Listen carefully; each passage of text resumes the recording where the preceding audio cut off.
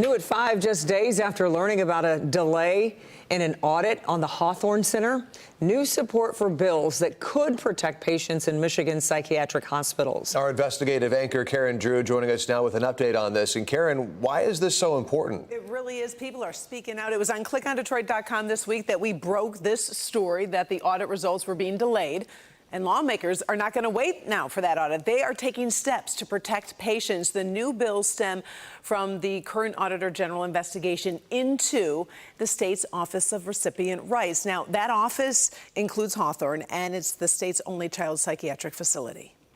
It aims to actually improve the oversight and bring peace of mind to families, people, parents, children within the mental health space under the state's care. Now, that is State Representative Jamie Thompson, one of the sponsors of these new bills. Now, one bill would add advocacy group members to the state's Recipient Rights Advisory Committee. Lots of big words, right? But it's basically having some outsiders come in and oversee.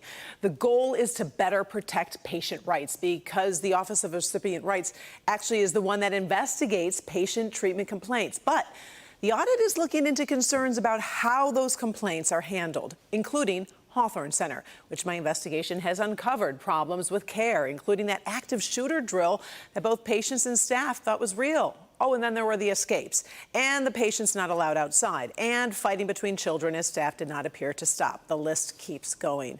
Since then, I've continued to receive complaints about care inside Hawthorn, which currently resides in Walter Reuther Psychiatric Hospital in Westland, while that new facility is being built over in Hawthorn. Even though it's 2025, we still have incidences in both public and private psychiatric hospitals where people are not always treated really well. Now, the other bill, patients voluntarily seeking treatment are now going to hopefully be given a written copy of their rights. The bills could move out of committee to a vote soon. In the meantime, that audit, which began in April of 2024, was supposed to be completed in a couple weeks. It's now been delayed until August. As we always say, we are going to stay on top of it and let folks know, lawmakers are doing something, now families are doing something, and they're just not going to let it go. I was going to say there's a lot going on here. Thanks for giving us that update and staying on top of this for us, Karen. Sure.